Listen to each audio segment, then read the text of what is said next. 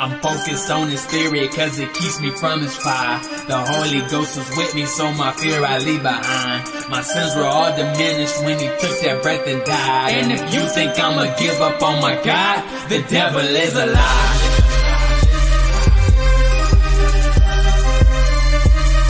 The devil is a lie.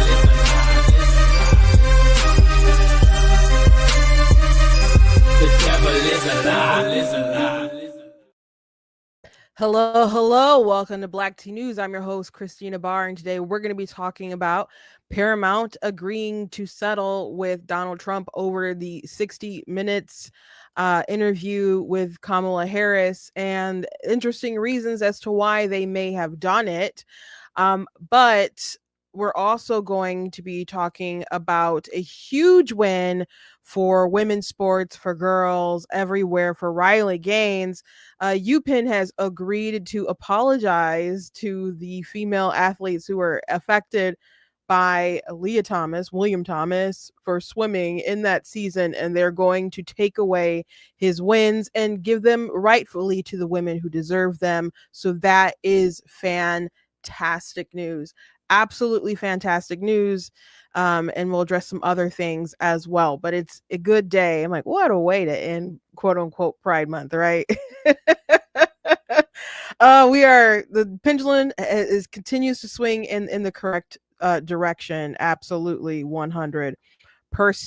But before we jump into everything, I want to encourage you guys, go to blacktenews.com, check out different content on the website, different articles, videos, etc. If you like what I do here, please consider leaving a donation on the site, because it does cost to stream and run my site, all that good stuff. You guys can support. I very much do appreciate it and appreciate you guys. You guys can also check out different merch that's available on the site as well, different t-shirts and mugs and so on. You guys can also check out different books that I have as well. There's a link on that page in the merchandise section of my website, but there's also a link in the description if you're watching on Facebook or YouTube right now to some of my books. So if you guys want to check some of those out, I have 18 altogether. Most of them are fiction, but I have some nonfiction books, like my book, Of Course, God is Blatantly Against Abortion. So I encourage you guys to go ahead and check that out. There is breaking news that I'm assuming a lot of people are talking about today, that P. Diddy was, I guess he's just Diddy now, he was found not guilty on 3 of the 5 counts. I haven't been following really the case that much. Like I've heard things about the baby oil and so on. So the racketeering charge, which was like the most like serious one, he was found not guilty. So there's I don't know how long he'll spend in prison, and I guess when I find that out, I'll let you guys know. But yeah, I've not been following the case too closely. But that is like the big major news popping off today. It just hasn't been something that I've been covering really too much. So just FYI, it's out there. You probably know, and you may know more about it than I do. But that's going on. But what's something that is interesting today, at least to me, that I want to talk about, especially coming off the heels of that Bernie Sanders interview, Donald Trump had a couple lawsuits going. And so one of them was with Paramount over the 60 Minutes, interview. So they had Kamala Harris on, and they had a clip of hers that they played during the preview where she had an answer that sounded kind of crazy or really, really long-winded or whatever. And then they played it, and it seemed more concise, or maybe it was the other way around, but the things weren't matching up to in people's views. They made it seem like they chopped it up to give her a more favorable sort of answer. So Donald Trump challenged CBS. Now, I thought this was like a weaker case than like the George Stephanopoulos thing, and Trump got an agreement, an ABC from ABC, he was paid on that. It's funny enough, it's the same amount, $16 million. And George Stephanopoulos is paying some of that stuff too. And it goes to the presidential library. But George Stephanopoulos like defamed Trump and kept saying something that was untrue about the case with E. Jean Carroll, saying that the judge and the jury found him to be liable for rape, which just wasn't true, but he said it repeatedly. And he brought it up to shame Nancy Mace. We talked about this recently, when we talked about Bernie Sanders bringing up these lawsuits to prove that Donald Trump is, an authoritarian figure. But I think that was rightly the case where he should have done that.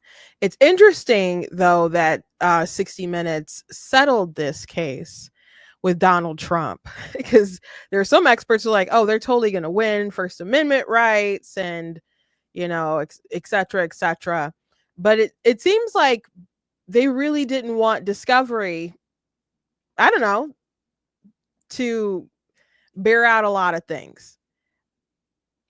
They could have released a full unedited transcript and released the communications leading up to, I guess, an interview and discussions with the editing of the interview and so on. But I'm assuming they didn't kind of want some of the stuff out. Now, it is possible that maybe they decided to settle the case because they have like I think a murder situation going on, and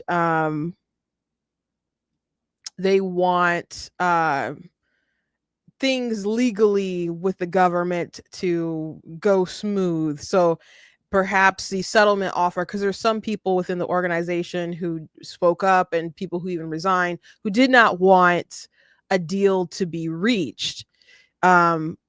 And I think they had another offer that Trump rejected. And I mentioned before, I'm like, that's crazy. Like, he should probably just take it. So he did take it. They worked out something. They didn't issue an apology, but they did say in the future they will release transcripts for, presidential candidates. And they ought to. I think that's fair for them to do. But CBS is pretty nasty sometimes when it comes to their editing, and especially during election time. And I'm going to provide to you all an example. CBS did a story about Ron DeSantis during the pandemic time. This was in 2021, and he they did a story alleging that he was doing pay for play with Publix. Now I'll play for you what was said or aired in this interview, and then I will read a transcript of what was actually cut out, and it's a lot. We wanted to ask Governor DeSantis about the deal, but he declined our request for an interview. We caught up with him south of Orlando. Publix, as you know, donated $100,000 to your campaign, and then you rewarded them with the exclusive rights to distribute the vaccination in Palm Beach. So first of all, what you're saying is wrong. How is that not pay to play? That's a fake narrative. I met with the county mayor. I met with the administrator. I met with all the folks at Palm Beach County, and I said, here's some of the options. We can do more drive-through sites. We can give more to hospitals. We can do the Publix. And they said, we think that would be the easiest thing for our residents. But Melissa McKinley, the county commissioner in the Glades, told us the governor never met with her about the Publix deal. The criticism is that it's pay to play, it's Governor. Wrong. It's wrong. It's a fake narrative. I just disabused you of the narrative, and you don't care about the facts because obviously I laid it out for you in a way that is irrefutable. Well, and so it's clearly not. Isn't there the nearest Publix to the Glades is you're 30 wrong. miles You're wrong. away? You're wrong. Yes, That's sir. actually a fact. So, I think there was like other video that people played of like the whole incident. I remember this being like a scandal at the time about how CBS cut that interview with Ron DeSantis. But you might be saying, okay, they're a big donor. She claims they got exclusive rights. And he said, well, I talked to some other folks about what we could do. And she's like, well, they're saying it's pay for play. And he said, I gave you irrefutable evidence that it's not pay for play. You're wrong. You're wrong. You're wrong. And you might be like, it didn't sound like he offered irrefutable evidence that she was wrong and the narrative is false. That might be what you're thinking. So let me read what happened. Okay. Okay. So 60 Minutes. Publix, as you know, donated 100,000 to your campaign, and when let me actually also pull up. I don't know if you guys will be able to read this if it'll be too small, but the stuff that is in bold is what they cut out. Okay. Okay, Publix, as you know, donated $100,000 to your campaign, and then you rewarded them with exclusive rights to distribute the vaccination in Palm Beach. And Ron DeSantis said, so first of all, what you're saying is wrong. And 60 Minutes said, how is that not pay to play? And Ron DeSantis said, that's a fake narrative. And then there's a bunch of stuff in bold that they cut out. And he said, so first of all, when we did, the first pharmacies that had it were CVS and Walgreens, and they had a long-term care mission. So they were going to do the long-term care facilities. They got the vaccine in the middle of December. They started going to the long-term care facilities the third week of December to do LTCs. So that was their mission. That was very important. And we trusted them to do that. As we got into January, you wanted to expand the distribution points. So yes, you had the counties who had some drive-through sites. You had hospitals that were doing a lot, but we wanted to get into communities more. So we reached out to other retail pharmacies, Publix, Walmart, obviously CVS and Walgreens had to finish that mission. And we said, we're going to use you as soon as you're done with that. For the Publix, they were the first one to raise their hand and say that they were ready to go. You know what? We did it on a trial basis. I had 3 counties. I actually showed up that weekend and talked to seniors across 4 different Publix. How was the experience? Is this good? Should you think this is a way to go? And it was 100% positive. So we expanded it, and then folks liked it. And I can tell you, if you looked at a place like Palm Beach County, they were kind of struggling at first in terms of senior numbers. And all of that was cut out. All of that was cut out. Okay. He said, I met with the county mayor, I met with the administrator, I met with all the folks in Palm Beach County and said, here are some of the options. We can do more drive-through sites. We can give more to hospitals. We can do the Publix. We can do this. And this was this part I'm about to read was cut out too. They calculated that 90% of their seniors live within 1.5 miles of Publix. They cut that out. Okay. And they said, we think that would be the easiest thing for the residents. And so this next part was cut out too. So we did that. And that ended up happening was you had 65 Publix in Palm Beach. Palm Beach is one of the biggest counties and one of the most elderly counties. We've done almost 75% of the seniors in Palm Beach. And the reason is because you have the strong retail footprint. So our way has been multifaceted. It has worked. And we're also now very much expanding CVS and Walgreens now that they've completed the long-term care mission. And then so the next parts of this were all in the video. 60 Minutes said the criticism is that it's pay to play, Governor, and Ron DeSantis said it's wrong. It's wrong. It's a fake narrative. I just disabuse you of that narrative, and you don't care about the facts because obviously I laid it out for you in a way that's irrefutable. And I would say that he did lay it out in a way that was irrefutable. But they cut out a lot of stuff, obviously, for what they aired because they were on a mission to make Ron DeSantis look bad because he had to be the terrible governor of Florida. While Andrew Cuomo, who's now so disgraced, was the person who was perfect during COVID, an example of how everyone should be. And Trump was the bad guy. And Cuomo was the one we should look to. And Ron DeSantis also was trash. Like, that's what they wanted to be the mood of the country. So they had to lie. And this is CBS. This is their editing. This is what they decided to smear him because they wanted to push this narrative that as they were getting out these vaccines to seniors, that he was doing a pay-to-play scheme with Publix. And okay, and 60 Minutes went on to say, well, I was just, and then Ron DeSantis said, and so it's clearly not. Isn't there a nearest Publix 30 miles away? And Ron DeSantis said, no, you're wrong. Yes, sir. And moved into 60 Minutes like, that's actually a fact. or whatever. And so that was the transcript there, right? So if CBS or I'm sorry, Paramount or 60 Minutes or whatever was willing to do this to Ron DeSantis, what do you think they're willing to do for Kamala Harris for her benefit in order to stop Donald Trump? Because you know her interviews, you've seen her interviews. The Trump campaign knows her interviews were so bad, they would be like, we just dropped an attack ad against Kamala Harris. And it wouldn't be an ad. It would just be a full unedited Kamala Harris interview.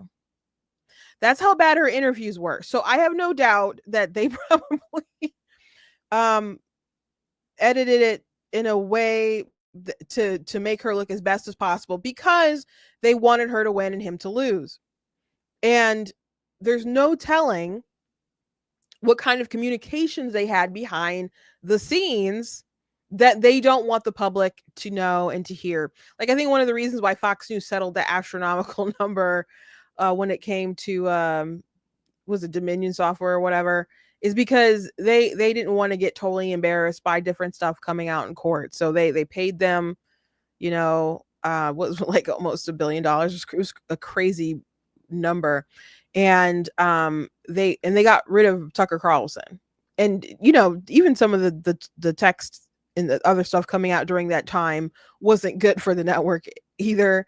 And there were texts from Tucker talking about how many people hate Trump and how he hates Trump and he can't wait for him to lose and just kind of go outside of the public eye. And it's funny how things like that just kind of fade and aren't addressed. But maybe that's just how he felt at the time. Well, I would say that I said that to be generous, but I don't believe it. I mean, we could all have feelings. I've had very intense negative feelings based around policy and whatnot, but still much rather would have had him win than Kamala Harris. I'm so glad he won over her. I was thinking about some of these wins that we've had in court, and I have to just make a list of some of them that are incredible. And to think how life could be so different if Trump didn't win, not just this past time, but like in 2026.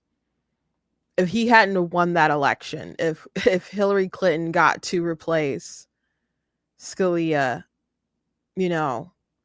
and if Ginsburg retired, well, she she probably maybe would have retired, not passed away while she was she it's believed that she wanted Hillary to replace her or whatever, but even if she passed away, she passed away pretty late in that term. That was in the midst of I assume she would have retired early, but one way or another Hillary would have been able to replace her.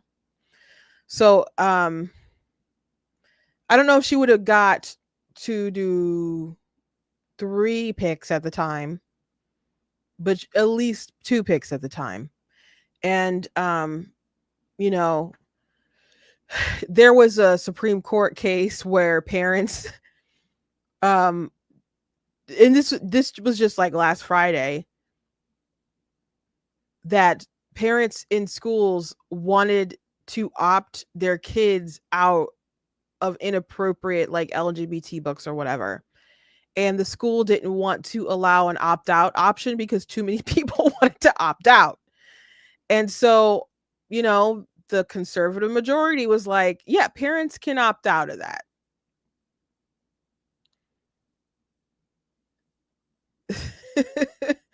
If it was Hillary Clinton, Supreme Court, or whatever, I don't think it would have went that way. Or a Creative 303 case, I don't think it would have went that way.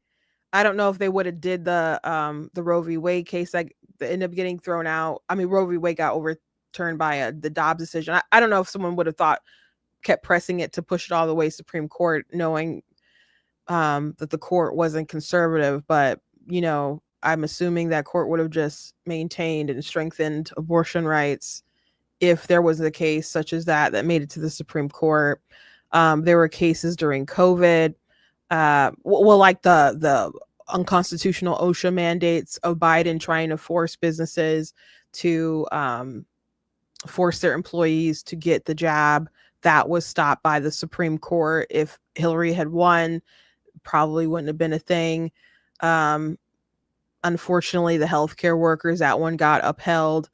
But there were cases in that time where people had to sue and go to the Supreme Court and be like, hey, we noticed in New York that you're allowing places to open and allow people to go to different stores, bike shops, etc.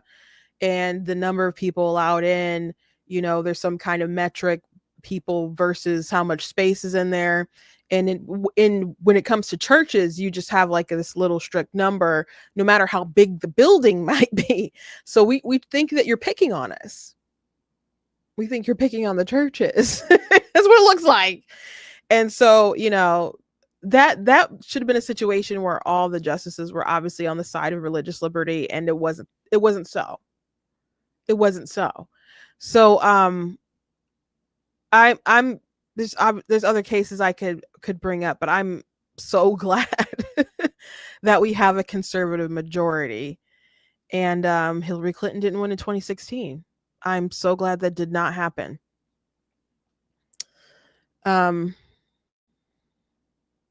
We dodged so many bullets, and it was such a risk. And I know so many people paying attention to politics now maybe weren't paying attention back then, but so many people believed that he wasn't going to win. Like, if you thought he was going to win, it was like laugh in your face. Like, there's no way he could win. Like, they wanted him to be the nominee because they knew he would lose. The Democrats were banking on it. That was a strategy of the Clinton campaign. That seemed to be the strategy of the Clinton campaign, to make sure Trump was a nominee, and then just put your feet up and relax and go home. Excuse me. So people didn't think he would win. And when McConnell was like, okay, well, we're not going to seat Garland, we're not going to allow Obama to do that. That was a huge risk. And the libs were so mad, and they continue to be so mad. They're still so mad to this day about it. But that was a risk.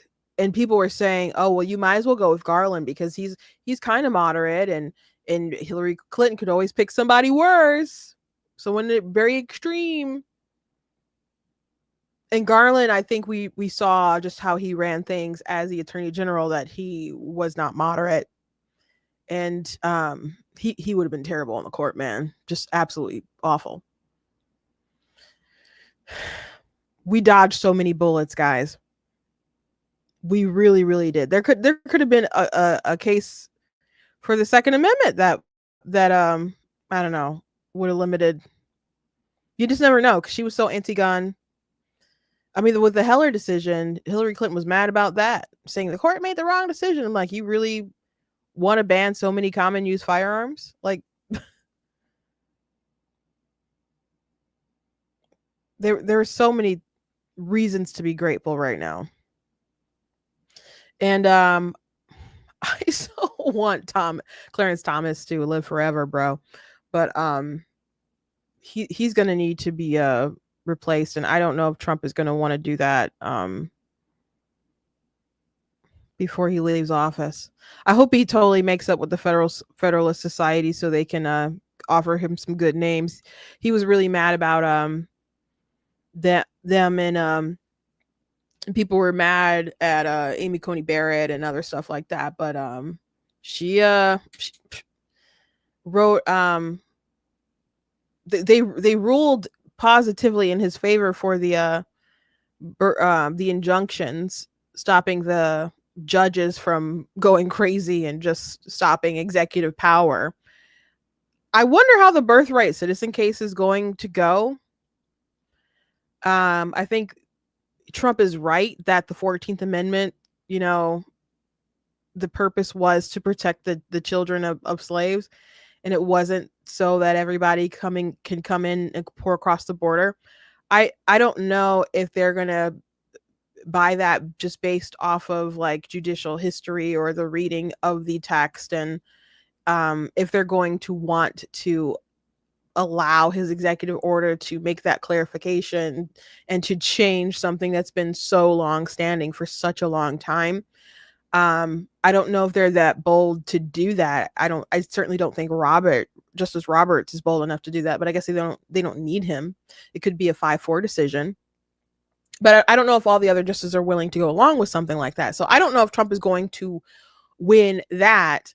But I don't believe that we should have birthright citizenship for people who are, coming over here 9 months pregnant to drop their new American citizen on the soil. Or even beyond that, there are Chinese nationals who will pay women to use their wombs and, through IVF and all the stuff. And, they'll take their babies and go home, but they are US citizens. So I think we got to be very careful about the passport babies. Like, someone has to give me a really good reason why we should keep the system in place how it is. So even if the courts don't end up deciding that in his favor, and I'm not a fan of like all these executive orders. I think people need to pass bills and so on, but I just don't know if they're going to be that bold to do that. But I do think that we should do whatever is necessary to disincentivize people coming across the border to just have their babies here, and then they be U.S. citizens, and then they have their anchor babies, and they're like, wait, well, this is my baby, they're a U.S. citizen, you can't just send me back. And I think we need to put a nip in the bud as far as that bad behavior goes. Anyway, moving on. I won't dwell on this, but I think this is pretty interesting. The Democrats are so cooked because they can't with Zoran Mamdani situation, who's the Democrat candidate for mayor of New York City. He's so bad, and everyone has to just fall in formation and say, oh no, he's great, and the enthusiasm is great, and how Trump or anyone come against him. And even some people who you would think should be against him, they're like, well, I'm more against the people who are against Mamdani. So but anyway, Donald Trump wrote, as president of the United States, I'm not going to let this communist lunatic destroy New York. Rest assured, I hold all the levers and have all the cards. I'll save New York City, and I'll make it hot and great again, just like I did with a good USA. Good old USA. Okay.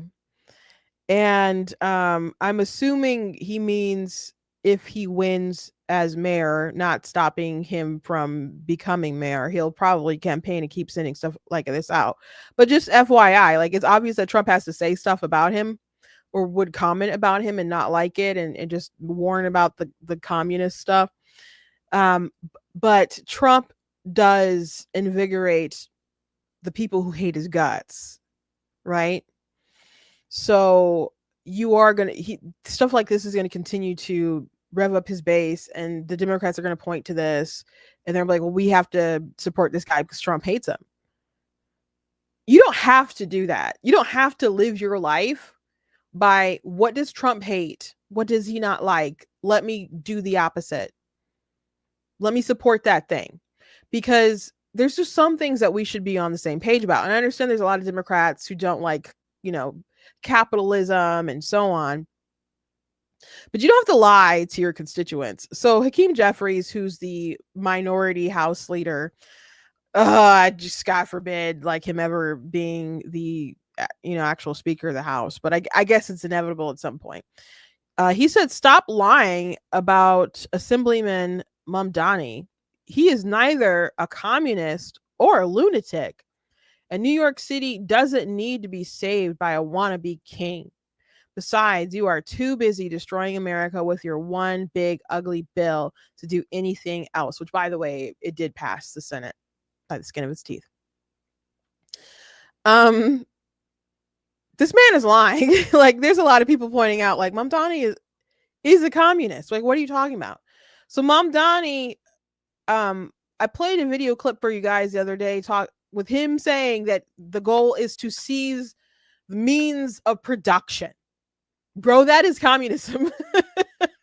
That is communism. As Lenin said, Vladimir Lenin said, the goal of socialism is communism. So the democratic socialism American go around saying, well, I'm not communist, I'm a social. Like the goal is always communism. Like, that is the end. That is the end of the journey. Okay. But his policies are, I want government owned grocery stores, because he wants to take out the private incentive of these grocery stores. He wants to have government communes as well. Like that's where he's leaning towards, what he loves, what he supports, and he's unapologetic about it. So the Democrats do not have to lie about this guy. And they don't have to support him. They can rally around another Democrat. They don't have to just push out Eric Adams because Eric Adams was saying some nice things about Donald Trump, when he might have just been saying nice things because he recognizes that obviously the illegal immigration problem has plagued New York. And he doesn't want the DOJ and Trump to just like rain down fury on him. So if he says some nice things, he's like, oh, they're coming after me because I've said some nice things. It gets in people's heads, and they're like, well, maybe we should support him. Like, he could just be running a game and not, I'm not saying Eric Adams is a saint or good guy or whatever, but he's better than us going down this path of accepting a communist to run New York City. That's insane. That's insane.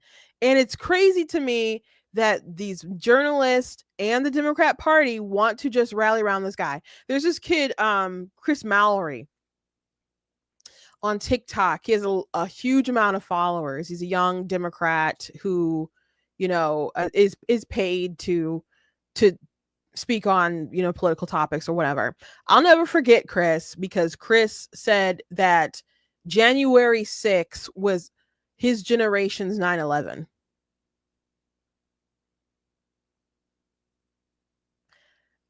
I'll let that sink in for a couple more seconds. Anyway, that's like the caliber of his political expertise, and that's what his commentary is. So, he was saying like, oh, I support Mom Donnie because he's, and gave some reasons. And then some folks pointed out that before he wasn't really saying much about him in the ways of support. But now that he's the guy, folks are coming out hard for him and telling people to go ahead. And I get it. When you're part of a political party, like, you should mostly stay out of primaries, unless there's, I've known some parties, like local state parties that have state parties or county parties that have tipped the scales when they know someone is going to be terrible for the brand of being Republican. But, for the most part, I would say you let the people decide and you don't take sides and stuff. So you could say, well, there was a primary and they just, were kind of out of it. But the reason why folks like him weren't involved before and coming up strongly for one person or another is because they're just waiting in the wings. And now there's someone with a D next to their name, so they feel like they have to run that race. But it's not just a D. He's a democratic socialist. He is not a Democrat. And I mentioned, I think on Monday, back at a time, I'm so sorry. I'm playing with this top. I don't know if you guys can hear me just clicking and clicking. Chris Matthews back in 2016 was trying to distinguish Democrats from like socialists. And he asked Hillary Clinton that, and she didn't really have like what's the difference? And she didn't really have a good answer. And he's just like, I believe there's a difference between Democrats and socialists. And now we're at the point where Democrats are ready to just flat out embrace it and make excuses for it. You can stop this guy. You can restore sanity. This is insanity. to keep going in this route. But if that's the route they want to go, I guess it is what it is. I guess it is what it is. Anyway, I want to move on. There was some really, really great news yesterday when it comes to women's sports. So, you guys, I'm sure, are aware of the story about the swimmer, the trans swimmer, Lia Thomas, also known as William Thomas. Now, this guy has autogynephilia. He's turned on by like the idea of him in his body, like taking on a female form or whatever. It's a kink that he has, and they still made girls, be in the locker room with this guy, even girls who had issues because they themselves were assaulted sexually in the past. They bullied these girls into silence. They said, well, this is non-negotiable. If you need help, like dealing with this situation, we can get you therapy and so on. So it was so hard to watch this go down, like from behind my computer screen, I guess, and seeing these clips and seeing these news stories and being like, this is insane what they are doing. And why aren't the parents speaking up? Why aren't the girls doing more?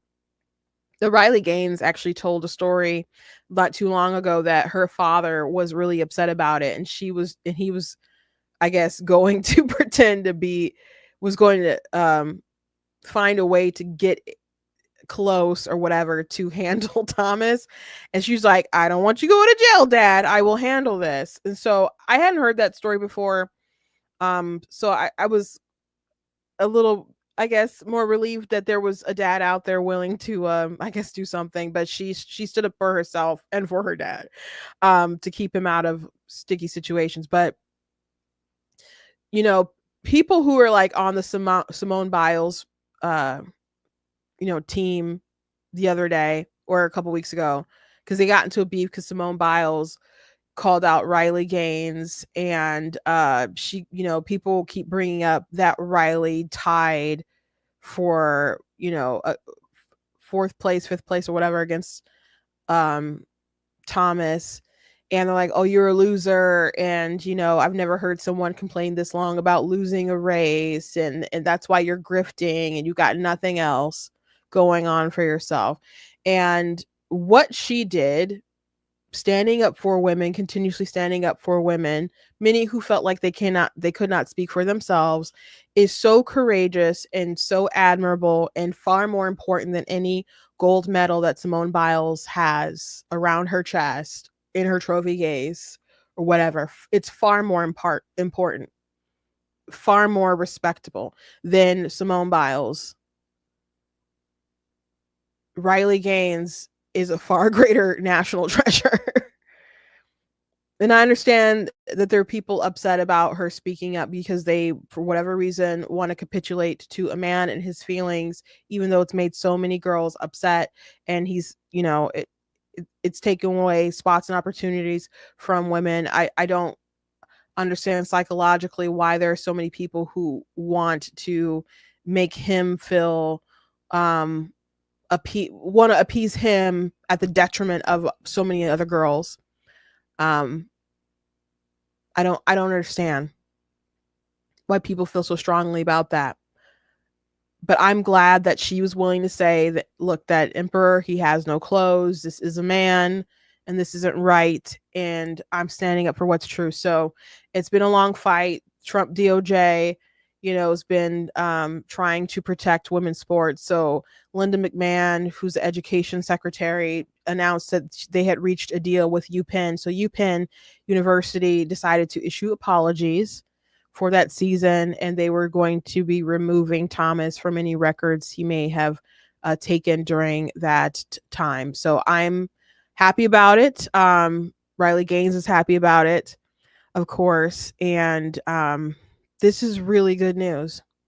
This is really good news. It's another step in the right direction. And I just feel awful for the women who had to go through this during that time. And I hope they find some kind of solace in at least the apology and in the fact that their records will be restored to where they ought to be. But I saw a comedian talking about how kids are smarter than adults these days. And he said, and he talked about like, if you show them this picture of like who doesn't belong here, talking about Thomas and versus Riley and like another girl, they'd say, well, this person doesn't belong here. Like it's really that simple. And he broke down like the adults were like, oh well, if they really feel like it, that's insane. That's not how we should build our society, run our society. Just because someone feels very strongly about something that you just accept it. Like my nephew was like adamant this past weekend that he was Spider-Man. I had some name tags. Some of you guys know that I like did a murder mystery game over the weekend. And so I didn't use people's real names. I made fake, surnames for like that era. So I gave out every name tags. And so I had extra name tags. And when I was passing them out, like my nephew wanted a name tag so bad. And so I'm like, you can't have these name tags. These name tags are for the people playing the game. And so I saw him later that day and he had 2 name tags on him and both of them said Spider-Man. And it's like, well, what's your name, Noah? And he's like, I'm Spider-Man. I'm Spider-Man. Like he keeps saying that he'll do poses like Spider-Man all the time. He'll wear Spider-Man shoes. He loves Spider-Man. He's obsessed with Spider-Man. But just because he says he is Spider-Man doesn't mean that we all have to nod our head and believe it.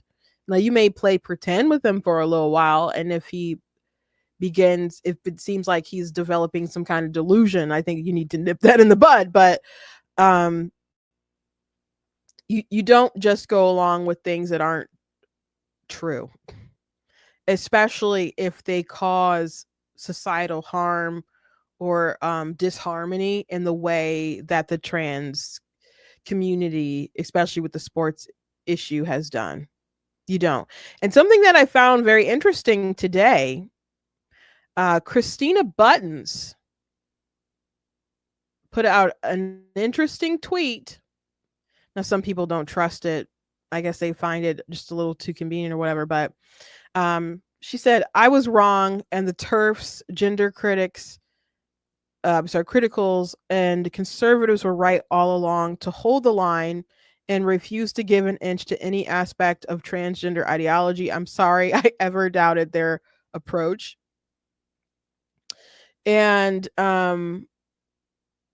I thought that was interesting because Christina Buttons, I think at one point was writing some stuff for the Daily Wire. She very publicly decided to disassociate with them because she didn't like their behavior towards the gender ideology. She thought it, like people like Matt Walsh, for example, were too harsh and personal and I guess cruel. And so she wrote a letter leaving out the door, and there was some back and forth with like Matt and stuff, like talking about that exit. I had seen that not too long ago, like revisiting memory lane or whatever, because that conversation with Christina Buttons spawned off the journalist who got caught, like Glenn Greenwald. He spawned off that conversation talking about how conservatives, are into the business of people who are consenting adults, and that's wrong. And he said, as long as people consent to it, like you shouldn't even like voice your negative opinion about it or something like that. And I'm like, you shouldn't be allowed to say that you don't agree with something. And so he thought that there was something deeply broken or wrong within an individual. There's like some deep-seated unhappiness, if you would, I guess, care to comment about the behaviors of people who are not you. And I thought that was so bizarre, and it was such a red flag to me. And I was not surprised when the news came out about Glenn Greenwald being in, like, I don't know, women's clothing, looking up a man spit off the floor and like sucking his toes and a bunch of other different stuff. I was not surprised when that crazy stuff came out at all. I just absolutely was not. So I'm glad that people are waking up, but I'm very grateful to these people who held the line. And I know that I've been very adamant, but my platform has been, you know, small compared to a lot of different people. Like I'm not the Daily Wire or so on, or like even other independent creatives. You know, I've been stuck steady at like 70,000, which isn't anything small, you know, to shrug off. But YouTube does not want me to be great. TikTok does not want me to be great either. You know, but we still come and stream and talk about this stuff all the time.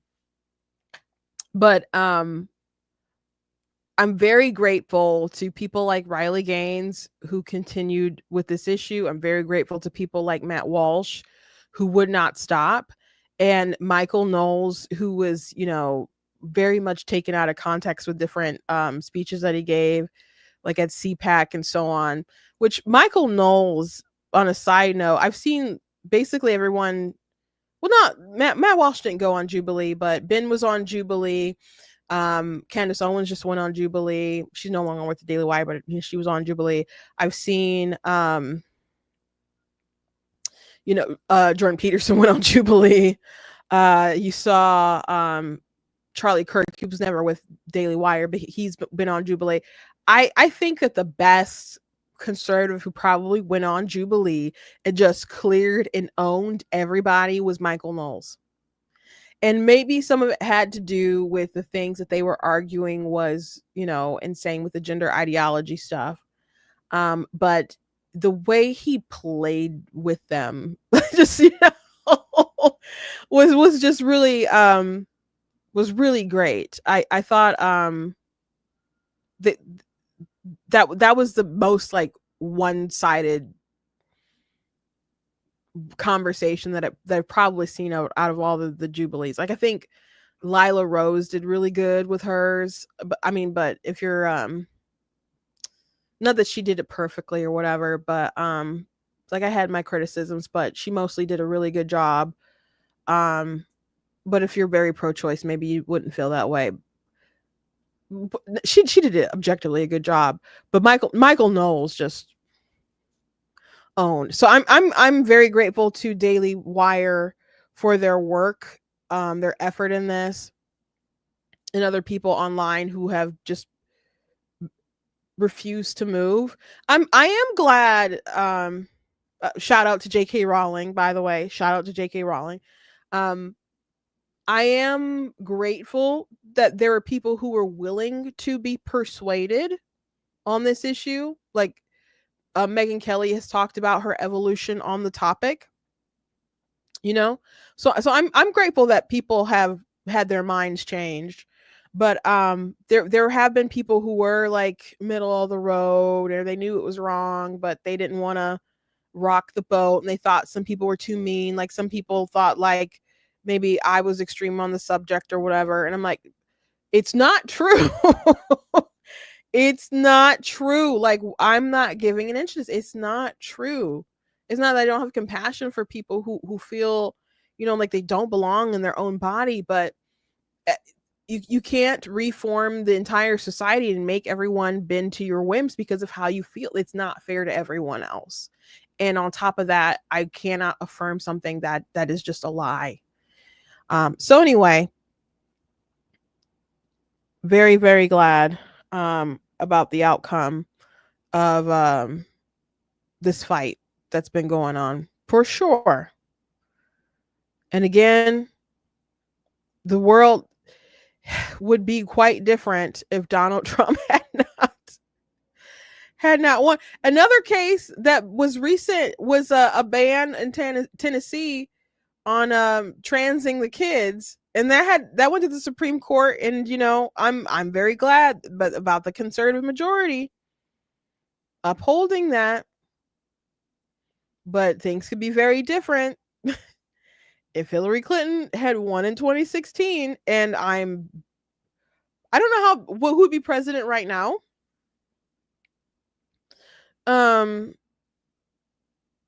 But I do think she would have gotten 2 terms. I think she would have been president for 2017, you know, and then she would have won in 2020. And maybe we'd still be with a Republican president right now, but the court would have been dramatically transformed by now. And I don't know. She's not as radical, obviously, as Kamala Harris was.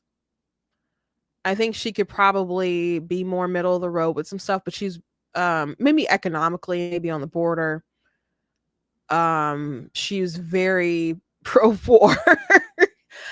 So still very much would have been engaged in foreign affairs and droning and things like that. Probably wouldn't have had the pullout of Afghanistan, especially not the way that it was, but maybe we'd still be there. There'd probably be an expansion of different things. But I don't think she would have probably been all super open borders. And I don't know how far with the trans stuff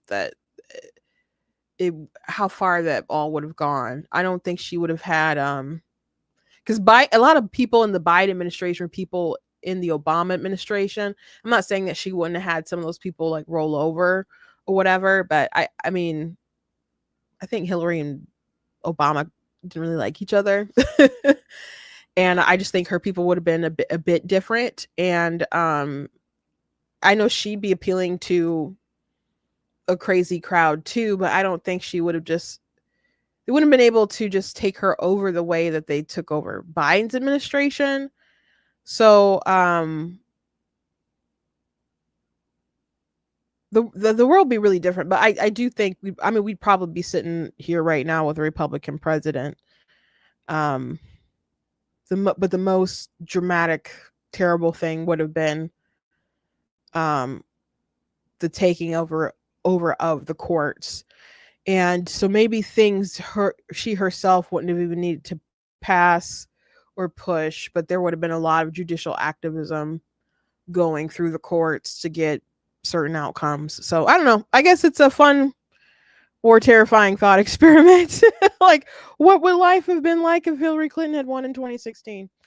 Anyway, that's the show for today. I hope you guys enjoy. Please go to blacktnews.com, check out different content on the website, different articles, videos, etc. If you like what I do here, please consider leaving a donation on the site because it does cost to stream, run the site, all that good stuff, so you guys can support. I very much do appreciate it and appreciate all of you as well. You guys can check out different merchants available on the site. Different t-shirts like the I'm Not the Victim You're Looking For. You guys can check out the t-shirts and the goat hoodies and so on. I do have different books you guys can check out, like of course God is Blatantly Against Abortion, that is available on just paperback and ebook. That one's not on Kindle Unlimited, but all my fiction books are available on Kindle Unlimited. There's also a link in the description if you're watching on Facebook and YouTube that'll take you to the site. Well, to like an Amazon page where you guys can see my books and then check them out and hopefully, get what you like and, go ahead and leave a nice review. Anyway, God bless you guys and I will see you on tomorrow.